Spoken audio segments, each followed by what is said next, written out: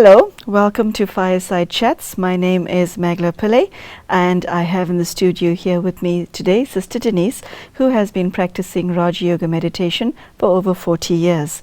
Today's topic is entitled Honesty. The reason that we have chosen this topic is because we'd like you, the viewer, to look at your own spirituality and ask yourself questions as to what your own level of honesty is. And I mean that in respect of yourself as well as the people around you and in respect of your relationship with God. Today's show asks you to look at the philosophical and spiritual integrity of your life. It also asks you to see and rather bring your own relationship with God in alignment, and that is the journey that you chose to take. So, Sister Denise, very warm welcome to today's show. Thank you so much for joining us. Thank you. Honesty, yes, it is not something that is practiced in abundance today, is it? Because it's a virtue that we see so easily compromised on so many levels. Why is honesty important, even though we live in a world where we see so little of it? I think the main problem with honesty is people have very different definitions of it. And so it's really not clear to most people what honesty is. In fact, it's a very subtle thing. And, you know, a child will be taught, well, don't lie. But then if the parent lies, then the child learns pretend not to lie, but lie anyway. And that's honest. But if you get caught, then that's bad. As long as you don't get caught, it's all right. So, you know, there's a lot of combinations of dishonest honesty. It means that children learn moral confusion. And so we need to really take a look at honesty in a fundamental way, which is why I think, in a sense, the word integrity may be easier to deal with than the word honesty, because honesty includes the idea of fidelity and loyalty. If you are disloyal to someone, they will think you're dishonest, but then the person will say, well, I can't be honest and loyal to someone who I don't respect. You see? So it has a lot of subtleties. There is another aspect, which is being real. One likes to be authentic. If somebody is fake, you know, there's some problem with that. A person is not real, a person is not the same thing inside and outside. There's that aspect of honesty. There has to be financial probity. That's a kind of honesty. Non-stealing is a kind of honesty. In some communities, non-accumulation is a kind of honesty. So hoarding would be a form of dishonesty. But you know, the way that people use the concept of honesty and the word honesty varies enormously from community to community. So it's a tricky subject, really. So Denise, what price do people pay when they are not honest? Because I think the reason people think that they can proceed with their dishonesty is if they get away with it. And it's so easy to get away with it. Well, what price do you pay as a human being for being dishonest? You get away with it until you don't. Okay. Because it catches up with you eventually. In what way?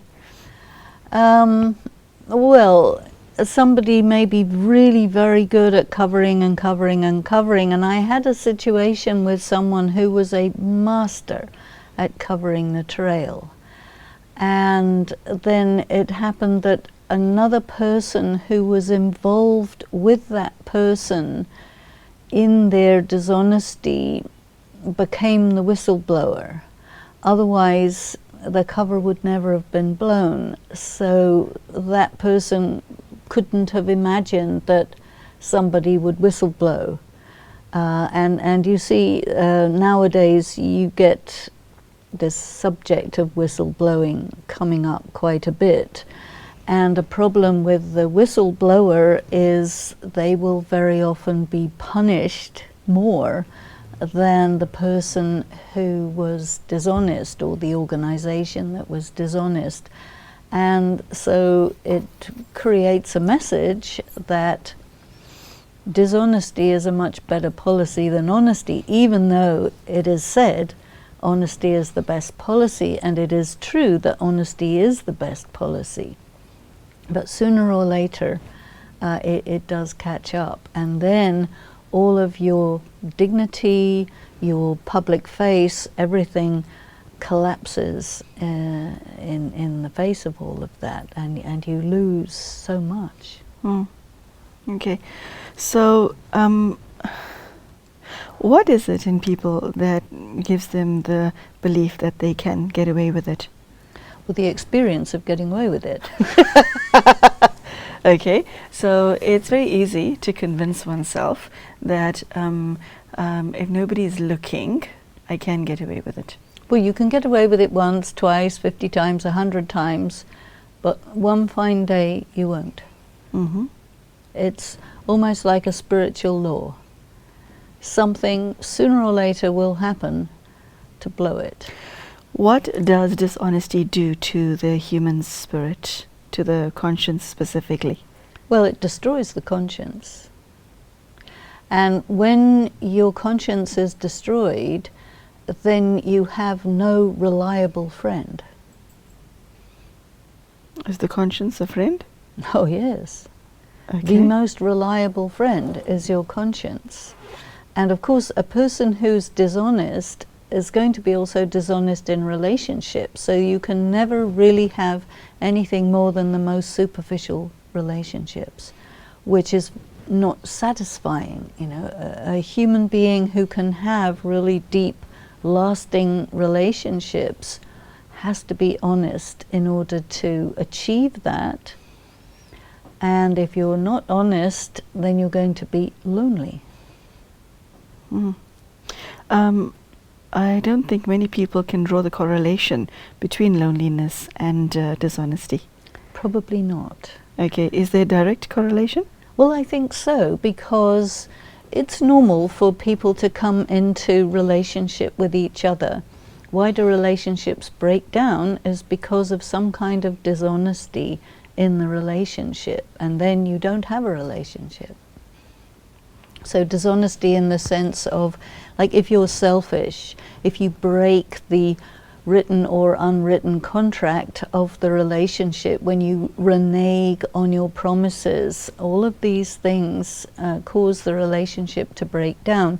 You say, I'm going to be in such and such a place at such and such a time, and you don't show up. That's a kind of dishonesty too.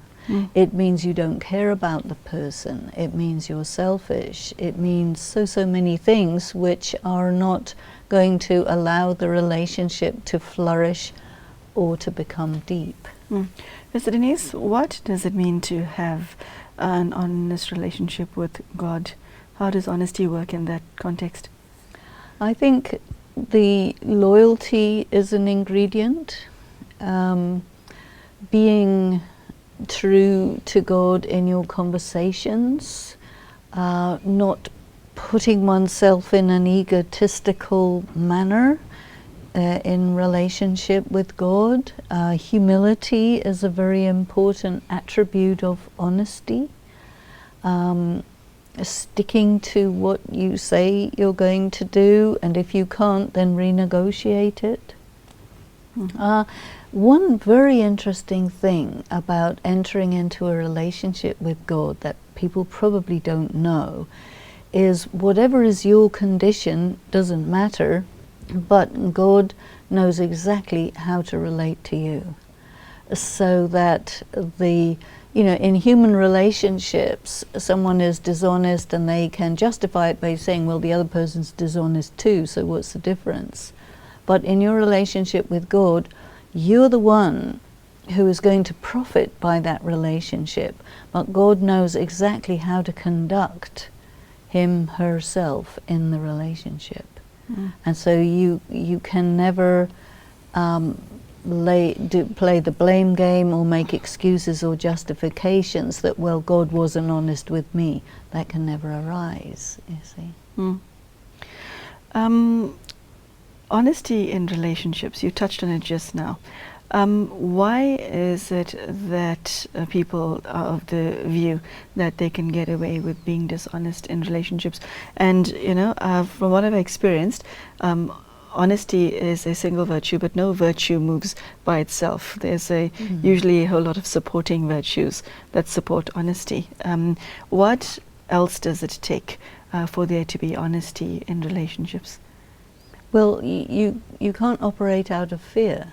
No, you can't. Because if you are afraid of losing the relationship or something, then you'll be even more dishonest, and then the other person will notice and they won't respect you, and it'll fizzle out. You know. So I think to have a good quality relationship where there's fearlessness, courage, integrity, so many different virtues are involved, and then when the relationship gets into a crisis point, you really need your strengths and your virtues to carry the relationship through that crisis point, and then the relationship is much deeper and much more powerful through that. So Denise, if one regards oneself as being an honest person, but you befriend or even marry somebody who you know is not, can that ever work? Oh, of course not. But why would you do that? Oh, there are lots of people who do. Okay, so if for example, you could be an honest person, and you joined a new company, or and you don't make friends easily, and then you do make this one friend in this company of 400 other employees, and then you find out shortly thereafter that your chosen friend is extremely dishonest, but you don't have any other friends, so you stick with the one friend. People do it all the time. Yeah, but you shouldn't. Okay, so you shouldn't. Is that your answer? If you're honest, you shouldn't be exposing yourself to people who are not. It's going to cost you way too much. You're going to compromise yourself so badly. Better to be alone than carry on with a dishonest friend. You see, because if you are a good quality person, you're going to attract people to yourself no matter what. But to be able to pass through that initial period where you're on your own, that requires a certain amount of strength, a certain ability to be in solitude, and you can be cordial with a lot of people, and but you have to manage your loneliness. And to be unable to manage your loneliness, and rather than be lonely, be with somebody who you know is dishonest, that means, you know, you're betraying yourself.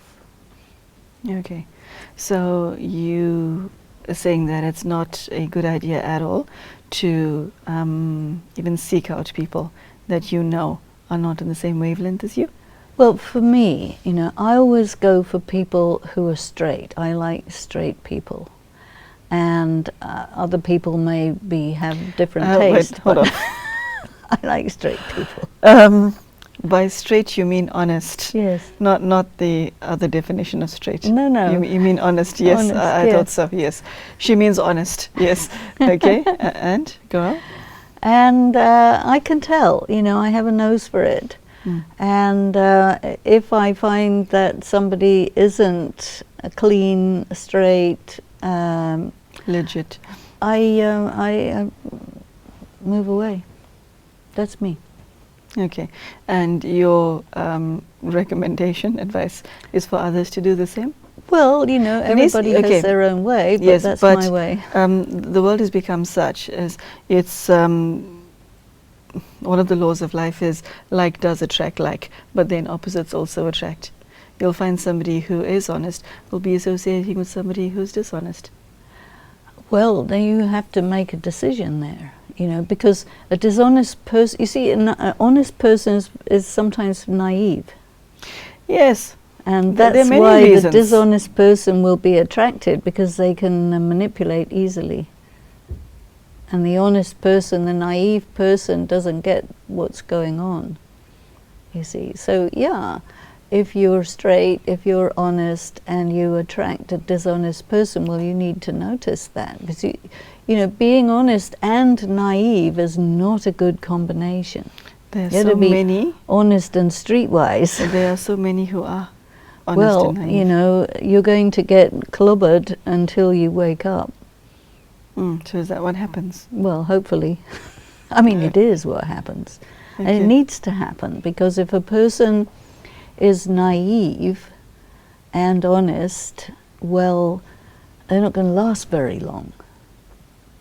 And so you get burned, but then you have to learn from those lessons, you know. Because you can be straight, honest, clear, you know, and wise. And you have to understand the playing field of all the players. Not everybody's honest.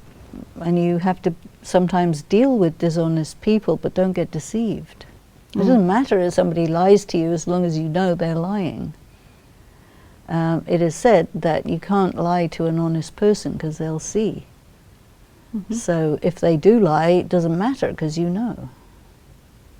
But if you're not honest and they lie to you and you don't know, then you're in trouble. So if you're slightly dishonest and somebody else is more dishonest, you're in big trouble. I'm glad you mentioned that. You have people who are honest, and then they're surrounded by so much of dishonesty, and or had to pay a very heavy price for their honesty by your example, by associating with somebody who's naive and get hurt for their own honesty. In such a situation, an honest person can be quite inclined to give up his honesty, because it'll be easier to be dishonest. Well, What would you say to such a person? Maybe it's easier, but then you lose your self-respect. Then you're not right with yourself. So, you know, maybe it's easier, but maybe it costs too much. You know, it costs a lot to do the right thing. Much more than to do the wrong thing. But if you're wealthy... Hold on. It costs a lot to do the right thing, more than it does to do the wrong thing. That's why people do the wrong thing. It's cheaper. What price, what currency are you speaking of? Cost what? To do the right thing, you have to have courage. You have to be willing to, you know, pay a price, because many things will be denied to you. All the various temptations will be, you know, taken away, because you can't be manipulated. So, you know, you're going to be dealing with, you're going to have to live with simplicity as well as honesty. And what is the link between those two? Well, because you don't have a price. So if somebody can buy you, then you'll have lots of stuff, but then you'll be a slave, you know. But if you are honest and you live in a simple way and you're not into all these temptations and so on, you have a policy that you will have what you need, but not what you just want. You're not operating out of greed. You see, if you're greedy, you can be bought. But if you're not greedy, then you'll be simple. So if you're honest, then you have to be able to be simple. And maybe you don't have millions of fancy friends, but the few friends that you do have, they're friends for life, they're good. You know, they're loyal, they're with you. That has a higher value, but it may not be so glamorous. So Denise, in terms of your own spiritual practice, does honesty when you were 24, is that different from the honesty you experienced when you're 34, 44? Does honesty change over time? Is it static? Is it constant? I think when you're young, you're naturally more inexperienced, more naive. So as you grow older, you pass through many tests, you learn many lessons. So your quality of being is naturally going to mature, it's going to become more refined, more sophisticated, because every time you move forward, you're learning something. So definitely there's a development in the person. Okay, so virtues evolve? Virtues evolved, powers evolved, wisdom evolves. If you are not evolving, then ask yourself the question, why not? You know, I ought to be evolving. If I'm not, then I'm stuck somewhere. I have to take a look and see where I'm stuck and get through that and keep moving forward. Mm. You know, sometimes everything will totally collapse around you and you think, oh, what a terrible failure. But it's not necessarily a terrible failure. What it means is, okay, you did that, now you're ready for something new. Mm. And if it doesn't collapse all around you, you stay in that comfort zone. Mm. So never be afraid when it looks like terrible failure. It's just an opportunity to move to another level. Mm. Okay. So Denise, you know, in the world that we are living in with, you know, technology, etc., so easily available to us, honesty has become almost, I don't know, non-existent. It's so difficult to be honest in today's world. And the question that I have is, you can find a person can be in a certain situation where the line between honesty and dishonesty is almost negligible. Okay, what would be the motivation? Because the attraction of the dishonesty offers you a chest full of riches. Okay, whereas honesty means, well, spending another Saturday night at home. Okay, alone. Do you see? So you know, what we have this concept in Rajyoga, Maya. Mm. It comes as temptation or terror. So either it will force you through threat, serious threat, so you have to be able to withstand threat as well as temptation. Mm. And ultimately you have to be capable of being alone. You know, that's why honesty is more difficult for people, because you have to be capable of being alone. very few are. It is true. Okay, something tells me that is a subject for another day. So thank you. A very riveting subject of honesty. Sister Denise, thank you so much for sharing your thoughts with us today. Honesty is indeed a fascinating subject, and unfortunately I don't think that many people think about it as deeply as you have. But for those of you who have joined us at home on today's subject, I hope that you will re-look at yourself and ask yourself the simple question, how honest are you? And what I like about what was shared in today's talk is, if you are dishonest, you alone will pay the price for your own dishonesty. So if Sister Denise has managed to tweak your conscience, I'm glad. That was the point of today's show. And I hope that as you move forward in life, you are able to look at yourself, reevaluate your own sense of honesty. And it doesn't matter what you were like in the past. Today is a fresh day. Tomorrow is another day. And you can improve your own sense of honesty, which you will be doing only for yourself. So thank you, Sister Denise, for sharing your wisdom, and thank you for joining us. And I hope that something in today's show touched your heart. Thank you and goodbye.